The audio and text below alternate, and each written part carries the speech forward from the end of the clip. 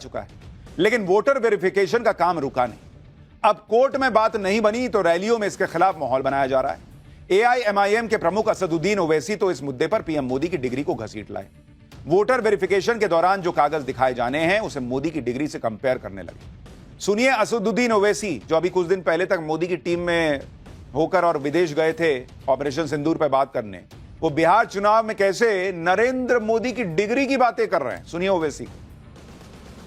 अरे जो मुल्क का वजीर आजम अपनी डिग्री अवाम को नहीं दिखाता, वो बिहार के गरीबों से कह रहा है कि अपना बर्थ सर्टिफिकेट दिखाओ, अपना बर्थ सर्टिफिकेट दिखाओ। मैं अपनी डिग्री दिखाने को तैयार हूं, मगर आज आप उन गरीबों से कह रहे हैं, बिहार के सीमांचल की सरजमीन के बसने वाले गरीब मुसलमान नौजवान, 6-7 लाख नौजवान तो हैदराबाद में, बंबई, मुंबई में, पंजाब की खेतों में, दिल्ली के होटलों में काम करते हैं, और वो कहां आएंगे वहां पर?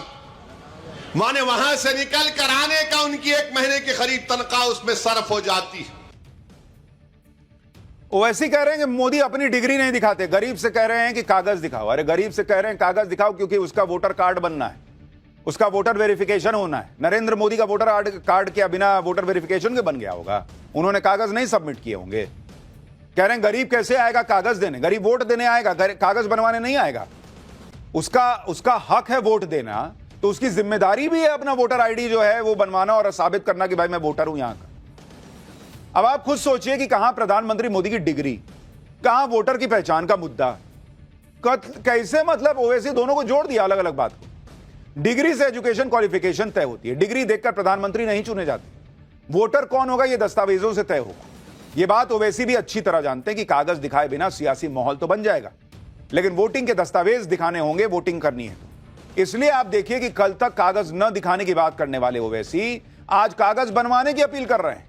ओवैसी जानते हैं कि चुनाव आयोग से बच भी जाएं तो नरेंद्र मोदी के घुसपैठियों के खिलाफ चलाए जा रहे अभियान से बचना मुश्किल है। आज नहीं तो कल कागज दिखाने पड़ेंगे, कागज नहीं दिखाएंगे। ये सब सोशल मीडिया में वायरल करने के लिए ठीक है। मोदी जिस सफाई के मूड में है देश में, उसमें कागज दिखाना ही पड़ेगा।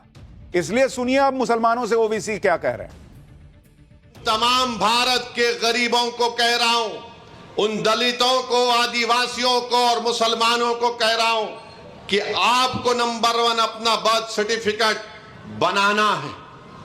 10th क्लास अगर किसी ने किया तो मार्कशीट तैयार रखना है। कास्ट सर्टिफिकेट है तो तैयार रखिए, और अगर आप उस कास्ट में आते हैं उसका सर्टिफिकेट निकलवाइए। तो ये जरूरी है, याद रखिए, जब तेलंगाना में या आपके किसी रियासत में ये इंटेंसिव रिवीजन होगा तो आप लोग परेशान होने की जरूरत नहीं, अभी वक्त है। यानी कागज नहीं दिखाएंगे का नारा अब खत्म हो चुका। ओवैसी भी कह रहे हैं कि भैया कागज बना लो, ना तो वोट देने को मिलेगा, और अगर कोई कागज नहीं है, घुसपैठिए हो, तो बाहर भी जाना पड़ेगा। ये नया नॉर्मल है इस देश का। ओवैसी हो या तेजस्वी यादव या फिर बंगाल में ममता बनर्जी, सबको आग लगी है कि नरेंद्र मोदी कल बिहार और बंगाल पहुंचे। पहले वो बिहार जाएंगे, पिछले 6 महीने में उनका 5वां बिहार दौरा होगा। मोतिहारी में वो 7,196 करोड़ की परियोजनाओं को लॉन्च करेंगे। पीएम मोदी बिहार दौरे पर 4 नई अमृत भारत ट्रेन को हरी झंडी दिखाएंगे। बिहार में लगभग 61,500 स्वयं सहायता समूहों के लिए 400 करोड़ रुपए भी जारी करेंगे। प्रधानमंत्री आवास योजना ग्रामीण के तहत 12,000 लाभार्थियों का गृह प्रवेश होगा कल। अब पीएम मोदी के मोतिहारी आने के सियासी समीकरण को भी समझ लीजिए। पीएम मोदी पूर्वी चंपारण के मोतिहारी का दौरा कर रहे हैं। नेपाल से सटे पूर्वी चंपारण जिले में विधानसभा की कुल 12 सीटें आती हैं। पिछले चुनाव में एनडीए ने इनमें से 9 जीती थी और 3 महागठबंधन के हिस्से आई थी। 12 में से 8 सीटें बीजेपी ने जीती थी, 1 सीट जेडीयू के खाते में गई थी। पूर्वी चंपारण के आसपास सीतामढ़ी, शिवहर, मुजफ्फरपुर, गोपालगंज, पश्चिमी चंपारण के जिले आते हैं। ये वो इलाके हैं सारे जहां एनडीए का दबदबा है। पीएम मोदी के दौरे से करीब 38 सीटें कवर हो जाएंगी, और इसलिए नरेंद्र मोदी का यह दौरा बिहार की पॉलिटिक्स में आग लगाए बैठा है। नरेंद्र मोदी की एंट्री ने बिहार की राजनीति में हलचल और बढ़ा दी। बिहार में इस वक्त इंडी गठबंधन पूरा जोर लगा रहा है कि वोटर लिस्ट के मामले को लेकर माहौल गर्म बना के रखा जाए। इसलिए तेजस्वी यादव ने फिर से चुनाव आयोग पर आरोपों की नई लिस्ट तैयार कर दी। तेजस्वी यादव ने सवाल उठाया कि अभी तो प्रक्रिया चल रही है, तो चुनाव आयोग को कैसे पता कि 35 लाख नाम कट जाएंगे? बुधवार को चुनाव आयोग ने एक बयान जारी कर बताया था कि 35,69,000 लोग ऐसे हैं जो अपने रजिस्टर्ड पते पर नहीं मिले। इस पर तेजस्वी यादव ने सवाल किया। साथ ही यह भी कह दिया कि बीजेपी के इशारे पर चुनाव आयोग पर करीब 15% वोटर्स के नाम काटने का दबाव है। तेजस्वी यादव अब इस मुद्दे पर पूरे विपक्ष को एकजुट करने की बात भी कह रहे हैं। एक बार तेजस्वी को सुनिए, फिर उनके दावों का सच भी बताता हूं। हमको एसआईआर से दिक्कत नहीं है, लेकिन जो तरीके हैं इनके, ये लोकतंत्र के लिए बेहद खतरनाक है। और हम लोग डेमोक्रेसी में रहते हैं, लोकतंत्र में रहते हैं, और बिहार लोकतंत्र की जननी है, और इसी बिहार से लोकतंत्र को हम खत्म होते हुए नहीं देख सकते। इसको लेकर के हम हर एक प्लेटफॉर्म पर हम लोग जो है लड़ाई लड़ेंगे।